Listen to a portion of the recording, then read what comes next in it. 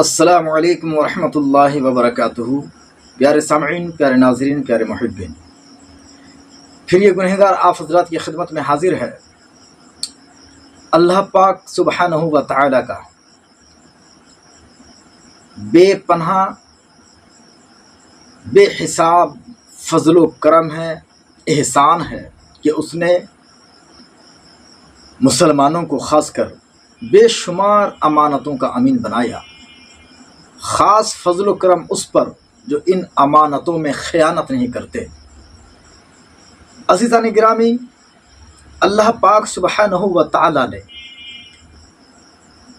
اپنی امانت کو سب سے پہلے ساتوں آسمان اور زمین اور تمام پہاڑوں پر پیش کیا اور فرمایا کہ ان امانتوں کا بوجھ تم اٹھانے والے ہو۔ آسمان، زمین، پہاڑ، ان پر اللہ نے اپنی امانت کو پیش فرمائی اور کہا کہ اگر تم ان امانتوں کو اٹھاؤ گے اور اگر ان امانتوں کے تم امین بن کر دکھاؤ گے تو تم ثواب دیے جاؤ گے، اور اگر نہیں اٹھا پاؤ گے تو پھر تم کو عذاب دیا جائے گا۔ رب تبارک و تعالی اپنے پاک کلام کے اندر اس مضمون کو یوں فرماتا ہے: اِنَّا عَرَضْنَا الْأَمَانَةَ عَلَى السَّمَاوَاتِ وَالْأَرْضِ وَالْجِبَالِ فَأَبَيْنَ أَن يَحْمِلْنَهَا وَأَشْفَقْنَ مِنْهَا وَحَمَلَهَا الْإِنسَانُ إِنَّهُ كَانَ ظَلُومًا جَهُولًا لِيُعَذِّبَ اللَّهُ الْمُنَافِقِينَ وَالْمُنَافِقَاتِ وَالْمُشْرِكِينَ وَالْمُشْرِكَاتِ وَيَتُوبَ اللَّهُ عَلَى الْمُؤْمِنِينَ وَالْمُؤْمِنَاتِ وَكَانَ اللَّهُ غَفُورًا رَحِيمًا۔ یہ سورہ احزاب کی آیت نمبر 72-73 ہے۔ رب فرماتا بے شک ہم نے امانت پیش فرمائی آسمانوں، زمین اور پہاڑوں پر، تو انہوں نے اس کے اٹھانے سے انکار کیا اور وہ ڈر گئے، اور آدمی نے اٹھا لی۔ بے شک وہ اپنی جان کو مشقت میں ڈالنے والا بڑا نادان ہے، تاکہ اللہ عذاب دے منافق مردوں اور منافق عورتوں اور مشرک مردوں اور مشرک عورتوں کو، اور اللہ توبہ قبول فرمائے مسلمان مردوں اور مسلمان عورتوں کی، اور اللہ بخشنے والا مہربان ہے۔ عزیزان ملت اسلامیہ، حدیث شریف کا مضمون ہے، مفہوماً عرض کر رہا ہوں کہ اس آیت کے بارے میں حضرت عبداللہ ابن عباس رضی اللہ تعالی عنہ نے فرمایا کہ امانت سے مراد طاعت و فرائض ہیں جنہیں اللہ تبارک و تعالی نے اپنے بندوں پر پیش کیا۔ ان امانت کو یعنی فرائض کو اللہ تبارک و تعالی نے زمینوں، آسمانوں اور پہاڑوں پر پیش فرمایا تو اس نے انکار کر دیا، اور یہ انکار اختیار کی وجہ سے تھا کہ اللہ نے ان کو اختیار دیا تھا، لازم نہیں قرار دیا تھا کہ اگر لازم فرما دیتا رب تبارک و تعالیٰ تو آسمانوں، زمینوں اور پہاڑوں کو یہ ہمت نہ ہوتی، جرأت نہ ہوتی کہ وہ انکار کرتے، کیونکہ اختیار دیا گیا تھا۔ اس لیے وہ جانتے تھے کہ رب تبارک و تعالیٰ جو بوجھ ہمیں دے رہا ہے اور جن مشقتوں کے اٹھانے کا ہم کو تابع فرمان بنا رہا ہے، ہم ان کو نہیں اٹھا سکتے، ان کا بوجھ ہم نہیں اٹھا سکتے، ہم ان امانتوں کی ادائیگی نہیں کر سکتے، اس لیے انہوں نے اختیار پا کر کے انکار کر دیا۔ مگر حضرت آدم علیہ السلام کی بارگاہ میں جب پیش کیا گیا تو آپ نے ان امانتوں کا بوجھ اٹھانے کے معترف ہو گئے، اعتراف کیا کہ ہاں ہم ان امانتوں کو اٹھائیں گے۔ پوچھا گیا کہ یہ امانتیں کیا ہیں، تو حضرت آدم علیہ السلام کے استفسار پر جواب دیا گیا کہ وہ امانتیں فرائض ہیں۔ کہا یہ بھی گیا ہے، میں تمام احادیث کے مضمون کو مختصراً پیش کر رہا ہوں، ابتدا تا انتہا پیش نہیں کر رہا ہوں، احادیث کے مضمون کو چیدہ میں اپنے مفہوم کو پیش کرنے کی کوشش کر رہا ہوں۔ اس امانت سے مراد یہ بھی کہا گیا کہ اس امانت سے مراد نماز، روزے، حج، زکوٰۃ ہیں، اور کہا یہ بھی گیا کہ ان امانتوں سے مراد وہ مال و متاع ہے، وہ سامان ہے جو انسان کے پاس بطور حفاظت رکھا جائے، وہ امانت ہے۔ اس کے بعد ناپ तौल में कमी बेशी ना की जाए, ना इंसाफी हरगिज़ ना की जाए, और यतीमों के माल को नाहक खाया ना जाए, ये भी अमानत का मफ़हूम है।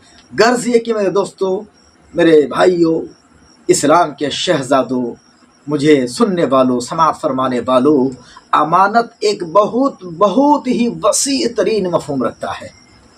अमान, ये अमन से बना, ईमान उसका मादा भी अमन है, अमीन उसका मादा भी अमन है, अमानत इसका मादा भी वही अमन ही है। तो आप समझ रहे हैं कि ये अमानत कैसी अमानत है। अज़ीज़ान मोहतरम, सबसे बड़ी अमानत ईमान है, सबसे बड़ी अमानत ईमान है। इसलिए कि नमाज, रोज़े, हज, ज़कात जितनी भी हैं, तस्बीह व तहलील, अमलियात, औराद वज़ाइफ, तिलावत क़ुरआन, जितनी भी इबादत, जितने भी अमाल ज़ाहिरा हैं, उन सबों का दारोमदार ईमान है। तो ईमान यकीनन अमानतों की जड़ है। तमाम अमानतों की असल अमानत ये ईमान है, क्योंकि ईमान तमाम अमाल की जड़ है। इसलिए अमानत के मफ़हूम से ये खारिज नहीं है। मेरे दोस्तों, मेरे भाइयों, दोस्तों और बुज़ुर्गों, तो रब तबारक व तआला ने अमानत रखी और ज़मीन और आसमान, पहाड़ों ने इनकार कर दिया और इंसान ने स्वीकार किया कि हम इस पर अमल करेंगे। मगर आज इंसान का हाल क्या हो गया है। और क्या कहा रब तबारक व तआला ने कि इंसान ने इसको उठा ली और ये अपनी जान को मशक्क़त में डालने वाला बड़ा नादान है। इतराफ़ हमने किया था कि नहीं, हम मशक्क़त उठाएंगे, मुसीबतें झेलेंगे, मगर फ़राइज़ को अदा करेंगे। मगर आज हमको देखिए, मुसलमान अपने आप को देखें कि हम अपनी अमानतों को किस कदर अदा करने वाले हैं। हद तो यह है कि आज अमानतों में ख़यानत करने वाली सबसे बड़ी कौम मुसलमान हो गई है। मुसलमान सबसे ज़्यादा अमानत को ख़यानत करते हैं। जानते हैं, गनीमत है कि कुछ लोग जो नमाज़ पढ़ते हैं अमानत में ख़यानत नहीं करते, मगर के नमाज़ पढ़ते हैं, मजाक नहीं उड़ाते। बहुत सारे लोग उड़ाते भी हैं। नमाज, रोज़े, हज, ज़कात, दिगर आमाल का मजाक उड़ाया जाता है, मगर सबसे ज़्यादा मजाक जिसका उड़ाया जाता है वो ईमान है। ईमान का सबसे ज़्यादा मजाक उड़ाया जाता है। इस्तिहज़ा सबसे ज़्यादा ईमान क्या किया जाता है। अज़ीज़ान मिल्लत इस्लामिया, आप देखेंगे इसके लिए आपको बेशुमार मिसालें मिल जाएंगी। बहुत सारे मौक़े आपको देखने को मिलेंगे कि मुसलमान आमाल से ज़्यादा ईमान का मजाक उड़ाता है। जहाँ ईमान का जनाजा उड़ता हुआ नज़र आता है, कहता देख लेंगे। बोलते हैं ना, कहते कहते बातों में कहते हैं कि यार हर चीज़ में शरीयत को फॉलो करने से काम नहीं चलता। और आजकल इस्लाम के नाम पर, एक्स मुस्लिम के नाम पर बहुत सारे लोगों को आप देखेंगे, एक्स मुस्लिम के नाम पर जो फ्रॉड हो रहा है। एक्स मुस्लिम के नाम से नॉन मुस्लिम होते हैं वो, मगर एक्स मुस्लिम कह करके लोगों को ये बावर कराने की कोशिश करते हैं कि वो पहले मुसलमान थे, मगर इस्लाम से बेजार होकर के उसने इस्लाम को छोड़ा और गैर इस्लाम को कबूल किया। अब गैर इस्लाम में हिंदू धर्म है, ईसाई कुछ भी है, हम उस टॉपिक में नहीं जाते, मगर एक्स मुस्लिम के नाम से इस्लाम का मजाक उड़ाया जाता है। और हमारे बहुत सारे मुसलमान उसको ध्यान से सुनते हैं और कहते हैं कि देखिए बात तो सही कर रही है, बात तो बहुत सही कह रहे हैं कि इस्लाम के अंदर ये खामियां है। हाँ, इस्लाम को तो हर मामले में फॉलो नहीं किया जाएगा। अल्लाह अकबर, अल्लाह अकबर। अरे मुसलमानों, कहते हैं कि इस्लाम में बहुत ज़्यादा पाबंदी है, कदम कदम पे पाबंदी है। अरे भाइयों, मेरे दोस्तों और बुजुर्गों, ज़रा ध्यान देना, तवज्जो से समात करो। इस्लाम से ज़्यादा आज़ादी किसी भी जगह नहीं है, किसी धर्म में नहीं है, यहाँ तक कि किसी पार्टी पॉलिटिक्स के अंदर भी इस्लाम से ज़्यादा आज़ादी नहीं है। देखिए, अगर कोई कांग्रेस पार्टी कर रहा है, कोई बीजेपी कर रहा है, कोई टीएमसी कर रहा है, कोई आरजेडी में है, कोई जेडीयू में है, गर्ज ये कि हमारे हिंदुस्तान के अंदर जितनी पार्टियां हैं, जो भी कोई जिस पार्टी से मुंसलिक है, वो अपनी ज़बान को पाबंदी के साथ यूज़ करता है। बहुत सारी वो खामियां हैं जो बीजेपी के अंदर है। कांग्रेस का हर आदमी उसको उछाल नहीं सकता है, खोल खोल के बयान नहीं कर सकता है। इसी तरह तमाम पार्टीज के लोग अपने मद्दे मुकाबिल दूसरी पार्टियों की तमाम खामियों को खोल खोल करके बयान नहीं कर सकता है। जे जाए कि दूसरे धर्म के बारे में आप खोल खोल करके बयान करो, मगर इस्लाम एक ऐसा पवित्र और पाकीज़ा और मुहज़्ज़ब तरीन धर्म और मज़हब है, दीन, कि यहाँ हर एक मुसलमान को खुली छूट है, खुली छूट है।